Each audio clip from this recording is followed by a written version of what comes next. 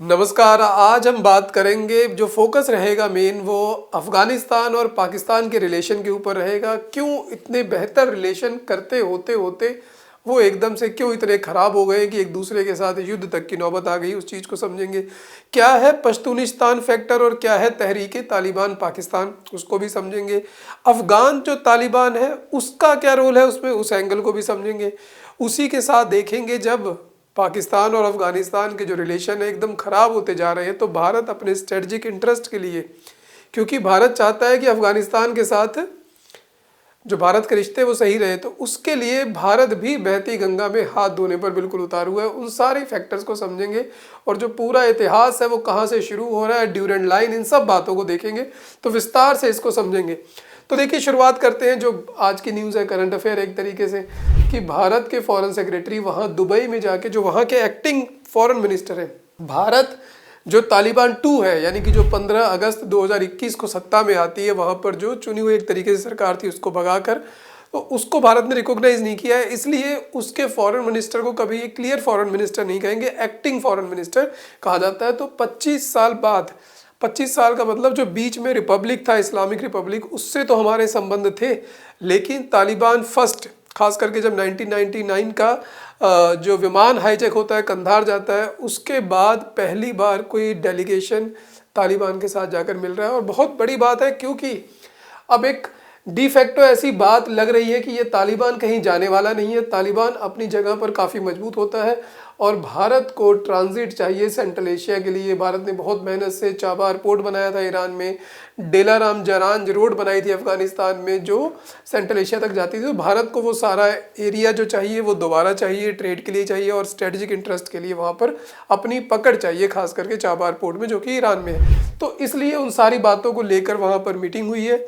और इतना ही नहीं है, 2 दिन पहले ही भारत ने कंडेम किया था जो पाक ने एयर स्ट्राइक की थी, खास करके जो पक्तिका एरिया है ईस्टर्न अफगानिस्तान का, वहाँ पर उसने कहा था पाकिस्तान ने कि हमने तहरीके तालिबान पाकिस्तान के ऊपर, जिसको शॉर्ट में हम जिसको जिक्र करेंगे पाक तालिबान भी कहा जाता है। तो एक अफगान तालिबान हो गया, एक पाक तालिबान हो गया। तो पाक तालिबान के वहाँ पर ट्रेनिंग कैंप चल रहे हैं। तो भारत ने कहा था कि ये पाकिस्तान झूठ बोल रहा है, और यहाँ तक कि कहा कि ये तो हमारी कॉपी कर रहा है, क्योंकि हमने वहाँ पर सर्जिकल एयर स्ट्राइक की थी, तो ये भी सर्जिकल एयर स्ट्राइक कर रहा है। और वहीं पर पाकिस्तान तालिबान ने धमकी दे दी है कि 3 महीने पाकिस्तान की जो मिलिट्री है उसके पास है, अपने कमर्शियल एरिया को बचाना चाहती हो तो बचा ले, यानी कि जो बिजनेस करते हैं लोगों से कह दिया है कि 3 महीने हैं, अपने अगर पैसे बचाना चाहते हो तो उन कंपनियों से निकाल लो। तो वहाँ पर सिचुएशन इस तरीके की गंभीर हो रही है और भारत इसी में अपने जो बहते गंगा है उसमें हाथ धोना चाहता है, अपना इंटरेस्ट बचाए रखना चाहता है। तो देखिए, जब 15 अगस्त 2021 को वहाँ पर तालिबान सत्ता में आता है तो पाकिस्तान तो मानो उसको लगा कि पता नहीं क्या मिल गया है। इमरान खान ने बयान दिया कि ये तो हज़ारों सालों की गुलामी की जंजीरों को तोड़ दिया है अफ़गानिस्तान ने, और उसी अफ़गानिस्तान ने अब देखिए पाकिस्तान का क्या हाल हो रहा है, वहाँ पर युद्ध होने जा रहा है।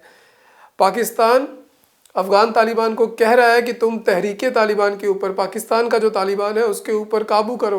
वो कह रहा है मैं कैसे कर सकता हूँ, ये तो आपका इंटरनल मैटर है। तो जो चीज़ पाकिस्तान पूरी दुनिया को झूठ बोलता रहा कि ये सब इंटरनल मैटर है अफ़गानिस्तान का, मेरा कोई रोल नहीं है, उसी चीज़ को अब जो तालिबान है वो कह रहा है कि जो पाकिस्तान तालिबान है वो तुम्हारा इंटरनल मैटर है, तुम उससे खुद निपटो, मेरा उससे कोई लेना देना नहीं, मैं उस पर कुछ भी एक्शन नहीं लूँगा।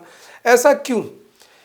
जो बिल्कुल दोस्त थे 20 साल तक, अगर कहा जाए तो 2001 से लेके 2021 तक जो पूरी एक तालिबान के ऊपर यूएस लेड फोर्सेस थी, नाटो की फोर्सेस थी, लगभग 40 देश भाई तालिबान को ख़त्म करने में लगे हुए थे।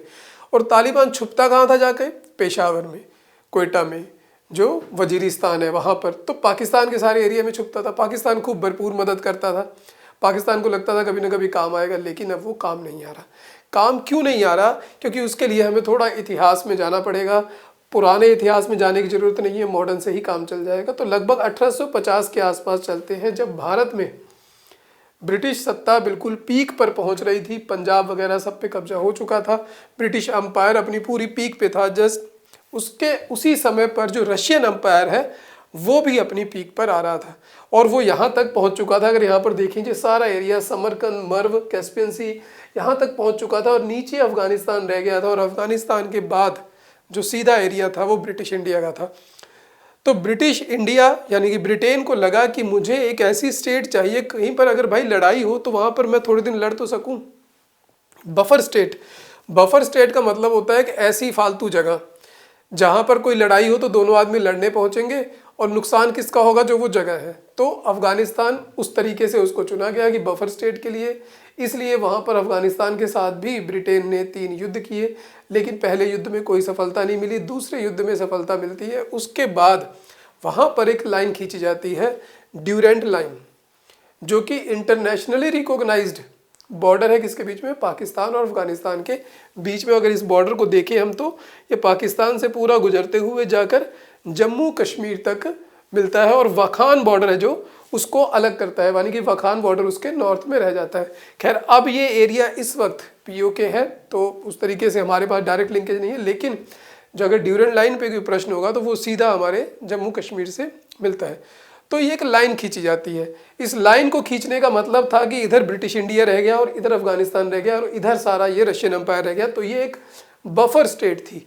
जब ये बाउंड्री खींची जाती है तो ये खींची जाती है 1893 में। सर हेनरी मॉर्टिमर ड्यूरेंट थे, उनके नाम पर ये जो लाइन है उसका नाम रखा गया है। देखिए वो फॉरेन सेक्रेटरी थे, उन्होंने नेगोशिएट की थी ट्रीटी तब वहाँ के जो अमीर थे अफगानिस्तान में, जिनका नाम था अब्दुल रहमान।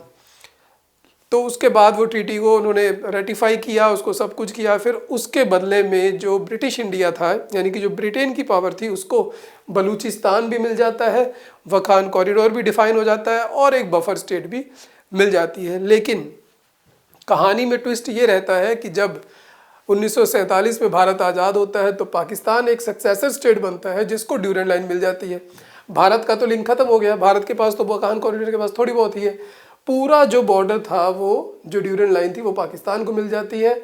और अफगानिस्तान ने कहा कि हम इस लाइन को अब नहीं मानते, क्योंकि ये ट्रीटी जो साइन हुई थी ये हमारे जो अमीर थे और जो ब्रिटेन की गवर्नमेंट थी उसके बीच में हुई थी। अब हमारे यहाँ अमीर भी नहीं है, अब यहाँ पर ब्रिटेन गवर्नमेंट भी नहीं, हम नहीं मानते, क्योंकि इस लाइन के दोनों तरफ जो है पश्तून लोग रहते हैं। प्रॉब्लम ये है यहाँ पर। इसीलिए जो पाकिस्तान की जो तालिबान है, अफगान तालिबान है, वो एक होते नजर आ रहे हैं। तो दोनों तरफ क्या है, देखिए दोनों बॉर्डर ने क्या किया, पश्तून लोगों को डिवाइड कर दिया। तो फिर अफगानिस्तान ने कहा कि हम इस लाइन को नहीं मानते। इवन जब यूएन में पाकिस्तान को मेंबरशिप दी जा रही थी तो अकेला अफगानिस्तान था जिसने कहा था कि इसको मेंबरशिप ना दो, ये किसी काम का देश नहीं है, फालतू बात है ये। तो ये देखिए किस तरीके से इनकी पुरानी भी कोई बहुत अच्छे रिलेशन नहीं है। और उसके बाद अफगानिस्तान ने आज तक कभी भी ड्यूरेंट लाइन को इंटरनेशनली रिकॉग्नाइज्ड बॉर्डर नहीं माना है। पाकिस्तान ने तालिबान के साथ भी कोशिश की, तालिबान फर्स्ट के साथ भी कोशिश की, तालिबान 2 के साथ भी कोशिश की। तालिबान 2 ने भी कहा कि ये ड्यूरेंट लाइन का जो मसला है ये हम अकेले सॉल्व नहीं कर सकते, लोगों की भावनाएं हैं, लोगों की भावनाएं क्या है उसको समझते हैं। तो देखिए ये जो अफगानिस्तान की रिलीजियस एफिलिएशन, देखिए डाटा पुराना है 2004 का 9 का, पर बहुत इतना बड़ा फर्क नहीं पड़ जाता है। तो देखिए अगर एथनो लिंग्विस्टिक यानी कि जो एथनिक ग्रुप है उनकी भाषा भी है तो उस हिसाब से देखिए तो 42% जो अफगानिस्तान में लोग हैं वो पश्तून रीजन के हैं और जो इनकी पॉपुलेशन है लगभग वो 1.5 करोड़ के आसपास है। और वो ज़्यादातर क्या है, वो सुन्नी है। यहाँ पर जो अफगानिस्तान में जो रिलीजन है वो सुन्नी है।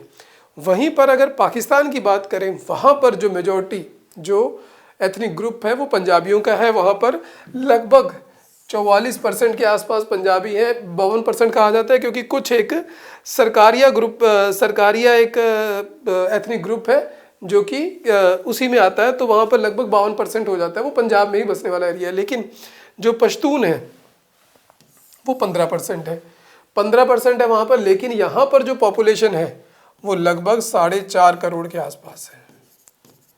तो कुल 6 करोड़ पश्तून लोग हो गए और वो डिवाइड है। और पश्तून वही लोग हैं जो पठान जिनको कहा जाता है, तो हमेशा से वो ट्राइबल रहे हैं, वैरियर रहे हैं। उन्होंने मुगलों को कभी चैन से नहीं रहने दिया, तो इनको क्या चैन से रहने देंगे पाकिस्तान को। तो ये वो ग्रुप है। अब ये चाहते हैं कि हमारे लिए एक पश्तूनिस्तान बन जाए। अब पश्तूनिस्तान कौन सा रीजन है उसको देख लेते हैं। बहुत सारे मैप हैं, कोई एक मैप रीजन का तो क्लियर है कि पश्तून कहाँ रहते हैं, लेकिन जो इनका जो ड्रीम कंट्री जिसको बनाना चाहते हैं, पाकिस्तान को तोड़ना चाहते हैं। पाकिस्तान को तो लगता है टूटेगा ही टूटेगा कहीं ना कहीं, क्योंकि कहीं बलूचिस्तान बनना चाहता है, कहीं पर पश्तूनिस्तान बनना चाहता है, और जो जम्मू कश्मीर का हिस्सा कब्जा किया हुआ वो भी कभी ना कभी इधर भारत में मिल ही जाएगा। तो जो पाकिस्तान के पास बचेगा वो लगभग सिंध और पंजाब बचेगा। तो जो ये एरिया यहाँ पर दिखाई दे रहा है, देखिए ये सारा एरिया ग्रीन वाला, ये बेसिकली वो सारा एरिया है जहाँ पर पश्तून लोग रहते हैं। तालिबान जो वहाँ पर अब गवर्नमेंट है तालिबान 2, उसने तो कहा है खैबर जो पख्तूनवा प्रोविंस है हम उसको भी नहीं मानते कि वो पाकिस्तान में क्यों है। तो बिल्कुल ही वहाँ पर आर पार की लड़ाई दिख रही है। और इसमें अगर देखें यहाँ पर क्वेटा जो बहुत इंपॉर्टेंट शहर है बलूचिस्तान का, वो भी पश्तून एरिया में है। कंधार ये भी पश्तून एरिया में है। काबुल ये भी लगभग पश्तून एरिया में है। गजनी, पेशावर, तो बहुत बड़े बड़े जो नाम है जहाँ पर सारा ये मसला है वो सारा कुछ कहाँ पर है, वो पश्तून एरिया में। और जो दो हमने नाम लिए थे, डेलाराम, जरांज, जो चाबार से होकर जाएंगे, वो भी पश्तून एरिया में। तो इसीलिए मैंने कहा कि भारत बहती गंगा में हाथ धोना चाह रहा है। तो अगर कभी पश्तूनिस्तान बनता है तो हो सकता है इस तरीके का बने, और साथ में अफगानिस्तान का ये पार्ट भी आ जाए, क्योंकि अफगानिस्तान में ऊपर ये काफ़ी माइनॉरिटी में लोग हैं, कोई उज्बेक हैं, कोई ताजिक हैं और कुछ और ट्राइबल एरिया है। तो एक इस तरीके का मैप भी दिखाया जाता है कि पश्तूनिस्तान बनेगा तो इस तरीके का बनेगा, जिसमें बलूचिस्तान को साथ में ले लिया जाएगा, दोनों मिल के रह लेंगे। उसी तरीके का एक और मैप है जिसमें केवल जो पाकिस्तान वाला हिस्सा है उसको लिया गया है कि पश्तूनिस्तान बन जाएगा। तो ये इस तरीके का यहाँ पर प्लानिंग है। और अब जो इसके खिलाड़ी हैं मेन, उनके ऊपर थोड़ा सा जिक्र कर लेते हैं। तहरीक तालिबान पाकिस्तान की बात कर लेते हैं। तो तहरीक तालिबान जो पाकिस्तान है उसको जो रीजन है वो है फाटा में। फाटा एक रीजन हुआ करता था, फेडरली एडमिनिस्ट्रेटेड ट्राइबल रीजन या ट्राइबल एरिया। इसमें जो कानून चलते थे वो कॉलोनियल टाइम के चलते थे, यानी कि जो ब्रिटेन के लोग बना के चले गए थे कानून। कबायली टाइप का इलाका था, वहाँ पर कोई डायरेक्ट ऐसे जो आईपीसी वगैरह थी वो वहाँ पर डायरेक्टली ऐसे फॉलो नहीं होती थी, लोकल काम चलता था। तो वो सारा एरिया था यहाँ पर जिसके आपने नाम बहुत बार सुना होगा, साउथ वजीरिस्तान, नॉर्थ वजीरिस्तान, कुर्रम, खैबर, मोहम्मद, बाजौर। देखिए बाजौर वो जगह है जहाँ पर बाबर ने सबसे पहले आकर अटैक किया था। कहा जाता है कि वहाँ पर सबसे पहले उसने तोपों का इस्तेमाल किया था बाजौर में। तो ये वो सारा एरिया है, ये शुरू से ही भारत के लिए सिरदर्द रहा है ऐतिहासिक तौर पर ही। तो कभी यहाँ पर हिंदू शाही डायनेस्टी और ये सब भी हुआ करती थी, लेकिन ये बाद में ये सारा एरिया है। तो इस सारे एरिया को खैबर पख्तूनवा में मिला दिया गया 2018 में, आतंकवाद को ख़त्म करने के लिए, अलकायदा को ख़त्म करने के लिए। उसी के विरोध में तहरीक तालिबान जो पाकिस्तान है उसका उदय होता है 2007 में बैतुल्ला महसूद के तौर पर। अब जो इसको फॉलो कर रहे हैं वो नूर वली महसूद है। इनका जो टारगेट है देखिए उसमें एक है पश्तून वली, ये चाहते हैं कि जो पश्तून जिस तरीके से रहते रहे लोग उसी तरीके से हम रहेंगे। दूसरा ये चाहते हैं कि शरिया को अच्छे से लागू किया जाए। इनका तीसरा मानना है कि जो पहली बात तो पाकिस्तान की चुनी हुई सरकार है, आर्मी है, इसको पहले हटा दो, उसके बाद हम फैसला करेंगे। तो जितने भी पाकिस्तान में पिछले 2-3 सालों में अटैक हो रहे हैं, चाइनीज़ के ऊपर हो रहे हैं, कहीं भी अटैक हो रहे हैं, कुछ भी काम नहीं करने दिया जा रहा, वो तहरीक तालिबान पाकिस्तान के द्वारा बिल्कुल पूरी तरीके से जो पाकिस्तान की आर्मी है उसकी कमर तोड़ कर रख दिया और धमकियां पर धमकियां रोज देते। तो एक ये फैक्टर है, इसका एग्जैक्ट मोटिव नहीं है पश्तूनिस्तान बनाने का, लेकिन ये सिरदर्द है। और सिरदर्द इसलिए है क्योंकि अफगान तालिबान इसको कुछ भी नहीं कह रहा। इसलिए नहीं कह रहा क्योंकि जब अफगान तालिबान यूएस से छुपता घूम रहा था तब इसी सारे एरिया में, फाटा में, उसको पनाह दी गई थी। और पनाह देने वाले को अफगान तालिबान ने कहा है, क्योंकि वो भी पश्तून है, उन्होंने कहा है कि हम कुछ नहीं कहेंगे। तो आइए देखते हैं, ये तालिबान है। तालिबान का देखिए यहाँ पर जो मैं दिखाना चाहता हूँ कि जो ग्रुप है प्राइमरीली क्या है, पश्तून। तो ये भी पश्तून है, तहरीक तालिबान पाकिस्तान भी पश्तून है, और पश्तून एक दूसरे के अब साथ आ गए हैं। और पाकिस्तान की जो सिरदर्दी है वो बहुत अधिक बढ़ती जा रही है। तो अब जो इस वक्त यहाँ पर इनके सुप्रीम लीडर है हिबतुल्ला अखुंदजदा है, ठीक है, हमें नाम वगैरह नहीं याद करने। कहने का भाव है कि अफगान तालिबान बिल्कुल अब जो पाक तालिबान है उसके साथ हो चुका है, और अब वो नहीं चाहते कि जो पाकिस्तान बहुत दिनों से कर रहा है, हमें एक एलाई की तरह यूज़ करता है, सैटेलाइट बनाना चाहता है, हमें एक यूज़ करना चाहता है भारत के खिलाफ, उन चीज़ों से अब वो उसमें नहीं फंसने वाले। उनका अपना जो नेशनलिज्म है वो धीरे धीरे गेन कर रहा है, जैसे जैसे वो समझ रहे हैं चीज़ों को वो गेन कर रहा है। खास करके जो सीरिया में हुआ है, जिस तरीके से सीरिया में सत्ता पलट हुई है और कैसे जो एक टेररिस्ट ऑर्गेनाइजेशन थी उसने किस तरीके से गवर्नमेंट को स्टेबलाइज किया है, जो कि अभी फिलहाल नज़र आ रहा है, उसी तरीके से कुछ ये भी अब सोच रहे हैं। और तीसरा जो ग्रुप है वो है पश्तून प्रोटेक्शन मूवमेंट, जिसको कि कहा जाएगा पश्तून तहफ़्फ़ुज़ मूवमेंट। अब ये मूवमेंट शुरू होती है 2014 में। ये एक सिविल मूवमेंट है, पढ़े लिखे लोगों की है। इनके एम है, ये अब डिस्कशन कर रहे हैं, ये वायलेंट नहीं है, ये नॉन वायलेंट है, लेकिन इनका जो फैलाव है बहुत अधिक है। जिस तरीके से महात्मा गांधी कहा करते थे कि अगर किसी को कहा जाए कि 20 आदमी इकट्ठा हो जाए, यहाँ पर गोली चलनी है, तो डर कर आएंगे। और किसी को कह दिया जाए कि आ जाओ भाई वहाँ पर जाके बात करके आनी है, तो हज़ारों लोग साथ में लग लेंगे। तो ये जो पश्तून तहफ़्फ़ुज़ मूवमेंट है ये एकदम से बड़ी होती गई, इतनी बड़ी हो गई है कि 2024 अक्टूबर में इसे बैन कर दिया गया। और जो इसके लीडर हैं पश्तीन करके हैं, उनको भी गिरफ्तार कर लिया गया। अब पता नहीं छोड़ दिया गया कि नहीं, उनको भी गिरफ्तार कर लिया गया और इसको बैन कर दिया गया। उनका पाकिस्तान आर्मी का कहना था कि बस बहुत हो गया, क्योंकि वो डर रहे हैं, पश्तूनिज़्म से डर रहे हैं। पश्तूनिस्तान अगर बन गया, पश्तून वली जो उनकी भावना है वो अगर बन गई, तो पाकिस्तान के पास कुछ बचने वाला नहीं है। तो इसीलिए पाकिस्तान बहुत गंभीर है। पाकिस्तान अफ़गानी जो तालिबान है उसको कह रहा है कि भाई इस पर कुछ करो। अफ़गान तालिबान ने हाथ खड़े कर दिए हैं, कह दिया है कि ये तुम्हारा इंटरनल मसला है, तुम खुद सुलझो। तो इसलिए ये सारा जो मामला है ये उलझा हुआ है और पश्तूनिस्तान हो सकता है आने वाले समय में, बहुत देर नहीं हो सकता है, कुछ सालों में ही हो सकता है, बहुत जल्दी कुछ भी हो सकता है। जिस तरीके से आजकल अंपायर बन रहे हैं, गिर रहे हैं, लोग देश छोड़ छोड़ के भाग रहे हैं, जैसे कि बांग्लादेश में हुआ, जैसा कि सीरिया में हुआ, कुछ नहीं पता लगता कि किस तरीके से वहाँ पर सारी जो गेम है वो करवट लेगी।